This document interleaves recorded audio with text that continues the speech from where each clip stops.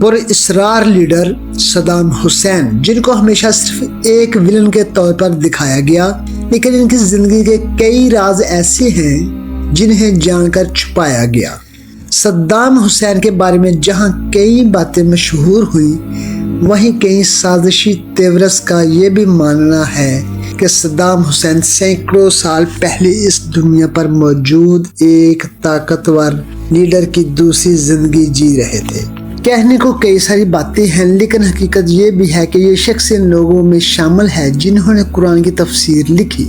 اس video میں آپ دنیا کے اس عظیم اور پراسرار لیڈر کے بارے میں جانیں گے کہ وہ اصل میں کون تھا اور ان کی زندگی کے کون سے حقائق کو کس نے اور کیوں دنیا سے چھپایا ہے۔ صدام حسین نے اپنے ہی خون سے مکمل قرآن پاک کو کیوں لکھا تھا؟ ان راستوں کا علم صدام حسین کو کیسے تھا؟ جن راستوں سے ہاروت ماروت دو فرشتے قدیم بابل میں آسمان سے اترے تھے، ایسی ہی معلومات جو آپ کے ہوش اڑا دیں گے۔ صدام حسین 1937 میں عراق کے ایک شہر کے ایک غریب گھرانے میں پیدا ہوئے۔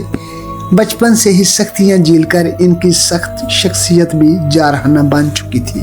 کئی بار اپنی تعلیم مکمل کرنے کی کوشش کی، لیکن ہر بار کسی تحریک کا حصہ بن کر تعلیم کے حصول میں ناکام رہے۔ 1959 میں وہ اس وقت کے عراقی صدر کے قتل کی کوشش میں بھی شریک ہوئے، لیکن ناکام رہے۔ اس کوشش میں صدام حسین کو سر میں گولی لگی تھی اور وہ شدید زخمی حالت میں ملک شام کے کسی علاقے میں روپوش ہو گئے، جہاں دوران سفر ان کے سر سے وہ گولی نکال لی گئی۔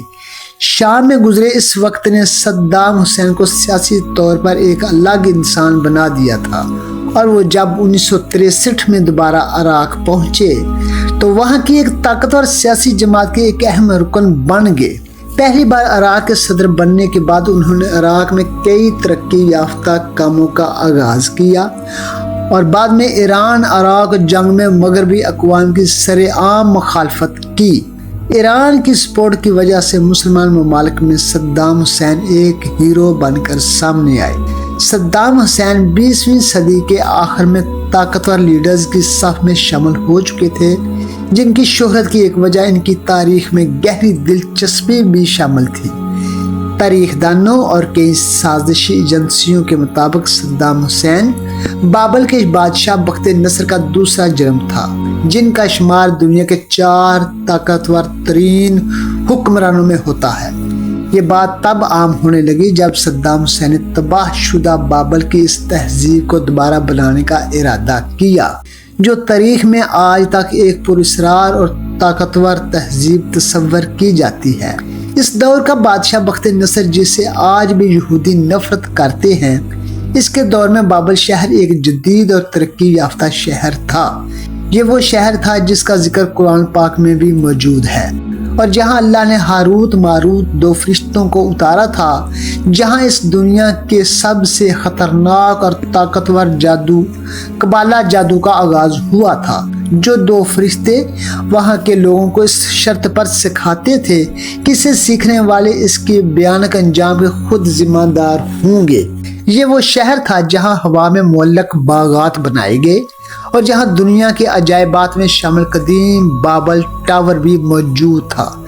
بخت نصر اور صدام حسین میں جہاں کئی خصوصیت مشترکہ تھیں، وہیں صدر صدام حسین بخت نصر کے برعکس ایک سچا مسلمان اور ایک اللہ پر یقین رکھنے والی شخصیت تھے۔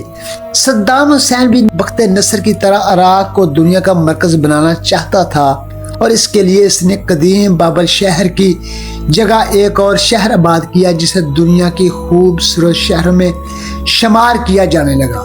ایک اور بات جو دونوں میں مشترک تھی وہ تھی یہودیوں سے نفرت۔ جس طرح بخت نصر نے اپنے دور میں یروشلم پر حملہ کر کے اسے تباہ کر کے یہودیوں کو وہاں سے بھگا دیا تھا، اسی طرح صدام حسین کے دور میں بھی یہودی چین کی سانس نہیں لے پا رہے تھے، اور یہودیوں کی ایک بڑی تعداد عراق چھوڑ کر جانے لگے، جس کو مغربی میڈیا نے ایک سازشی رنگ دے کر صدام حسین کو یہودیوں کا سب سے بڑا دشمن ڈکلیئر کر دیا۔ 1991 کے جنگ میں صدام حسین نے براہ راست اسرائیل پر بمباری کی اور اس کے بعد یہودی اسے بخت نصر کا دوسرا جنم ماننے لگے، جس کا ڈر ان کو راتوں کو آرام نہیں کرنے دیتا تھا۔ 1982 میں صدام حسین نے اسی جگہ اپنا محل تعمیر کیا، جس جگہ کسی زمانے میں بخت نصر کا محل ہوا کرتا تھا، جو ہو بہو اسی محل کی طرح تھا، جس کا خاکہ قدیم تاریخی اوراق میں ملتا ہے۔ لیکن صدر صدام حسین کی وہ تمام کوششیں بیکار ثابت ہوئی جب 2006 میں عید الاضحیٰ کے پہلے دن صدام حسین کو پھانسی پر لٹکا دیا گیا۔